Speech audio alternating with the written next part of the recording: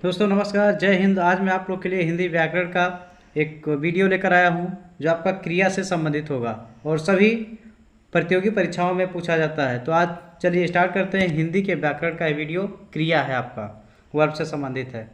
चलिए स्टार्ट करते हैं क्रिया से संबंधित जो क्वेश्चन है, और बहुत ही अच्छा प्रैक्टिस सेट है जो सभी प्रतियोगी परीक्षाओं में पूछा जाता है। क्रिया मायने रखती है, यहाँ से भी क्वेश्चन एक आध क्वेश्चन आते रहते हैं आपके। निम्नलिखित में कौन सकर्मक क्रिया है पूछना है। हंसना, रोना, जागना, खाना। तो कौन सकर्मक क्रिया है इसको बताना है, कौन सा होगा। जो वर्ड है इसमें खाना हो जाएगी। ये आपकी खाने की जो क्रिया होती है ये सकर्मक क्रिया होती है। कौन सी होती है? सकर्मक क्रिया होती है। खाने की जो क्रिया हो रही है वो सकर्मक क्रिया होती है।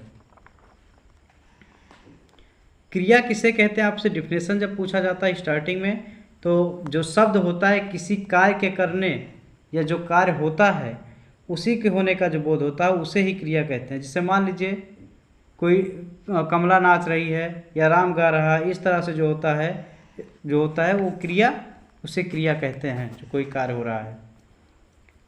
अगला प्रश्न है, निम्नलिखित में से कौन अकर्मक क्रिया है? सकर्मक और अकर्मक दोनों पूछा जा रहा है आपसे। पहला सकर्मक से क्वेश्चन हुआ, दूसरा अकर्मक से। तो इसमें पढ़ना, लिखना, सोना, खेलना अकर्मक क्रिया के अंतर्गत क्या आता है? तो इसमें आ जाएगा सोना।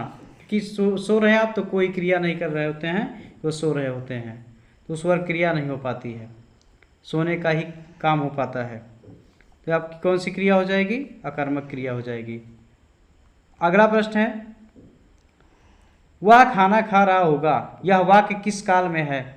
खा रहा होगा, आपको बताना है किस काल में है। वैसे आप इंग्लिश में प्रेजेंट, पास्ट, फ्यूचर 3 टेंस पढ़े होंगे, तो क्या होगा इसमें? सामान्य वर्तमान काल, सामान्य भविष्य काल, संभाव्य भविष्य काल, संदिग्ध वर्तमान काल। कौन सा होगा? इस तरह का प्रश्न आपका आता है, बार बार एग्जाम में आता है, तो आपको इस तरह से पढ़ा दिया जाएगा कि आपको दोबारा नहीं पढ़ना पड़ेगा। तो आप लोग वीडियो को पूरा देखिएगा और चैनल को सब्सक्राइब कीजिएगा और वीडियो को लाइक कीजिएगा। तो वह बार बार वह खाना खा रहा होगा, कौन सा हो जाएगा? संदिग्ध वर्तमान काल होगा क्योंकि यहाँ पे संदिग्ध हो रहा है, सस्पेंस हो रहा है, तो कौन सा हो जाएगा? संदिग्ध वर्तमान काल होगा। इसको पूरा क्लियर होकर के लगाइएगा, कोई भी किसी सस्पेंस नहीं होना चाहिए किसी क्वेश्चन में। अगला आपका होगा, मोहन किताब पढ़ लिखता है।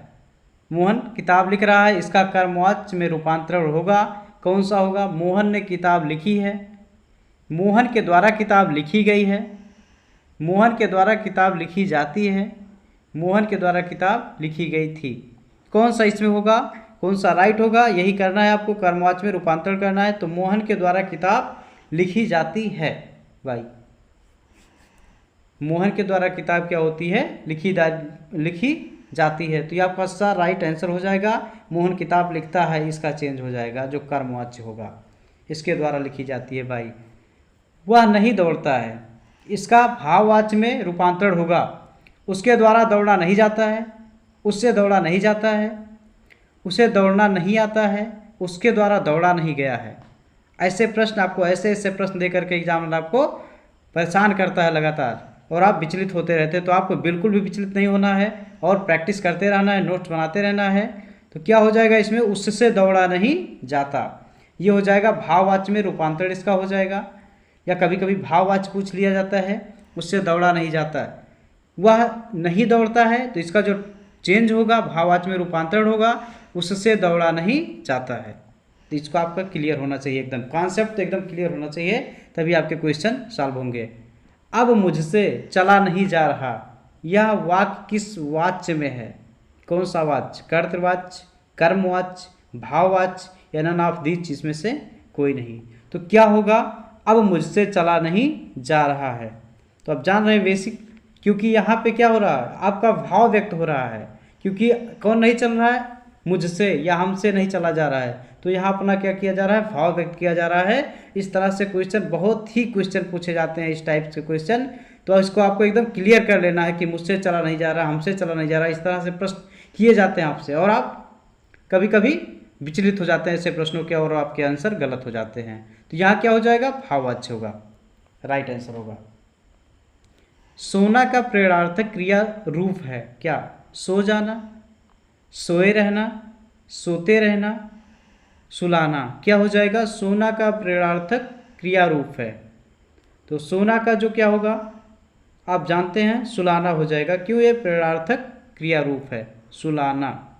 ये हो जाएगा, सोना का प्रेरणार्थक क्रिया रूप है सुलाना। इसका राइट आंसर होगा। अगले प्रश्न की तरफ चल रहे हैं हम। वर्षा हुई होगी, इस तरह से भी प्रश्न पूछे जाते हैं। यह वाक्य किस काल में है? वर्षा हुई होगी। पहले ध्यान से प्रश्न को पढ़िएगा, एकदम बेसिक कॉन्सेप्ट क्लियर कीजिएगा, फिर आप ऑप्शन की तरफ चलिएगा। अपूर्वभूत, पूर्वभूत, संदिग्ध भूत, हेतु, हेतुमद भविष्य। क्या होगा इसमें? तो हुई होगी, सस्पेंस हो रहा है क्योंकि संदिग्ध भूत है ना। वर्षा हुई होगी, ये नहीं क्लियर है कि वर्षा हुई या वर्षा हो रही है, ऐसा नहीं है। हुई होगी, तो ये संदिग्ध भूतकाल हो जाएगा। सा इसका राइट आंसर होगा। सी, हुई होगी, इसमें संदिग्ध का मामला है, सस्पेंस है, इसलिए संदिग्ध भूतकाल होगा। सेंटेंस को पढ़ना है, सेंटेंस कह क्या रहा है, हो रही है कि हो गई है कि हुई है, तो इस तरह से क्या होगा क्लियर करना है आपको।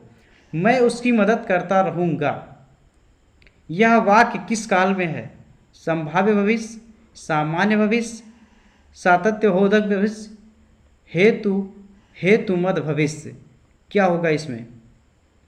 तो इसमें सातत्यबोधक भविष्य होगा। मैं उसकी मदद करता रहूँगा, क्योंकि हमेशा आप कंटिन्यू उसकी मदद करते रहेंगे, तो यहाँ पे सतत हो जाएगा, सतत लगातार जो हो जाएगा बोधक भविष्य में आएगा, या आप मदद करते रहेंगे। अगला और आज के सेशन का लास्ट क्वेश्चन है। उसने किताब लिखी, इसका कर्मवाच्य में रूपांतरण होगा। उसके द्वारा किताब लिखी गई है, उसके द्वारा किताब लिखी गई, उसके द्वारा किताब लिखी जा चुकी है, काम हो चुका है। उसके द्वारा किताब लिखी गई थी, पहले ही लिखी गई थी, पास्ट टेंस में था। तो इसमें क्या हो जाएगा?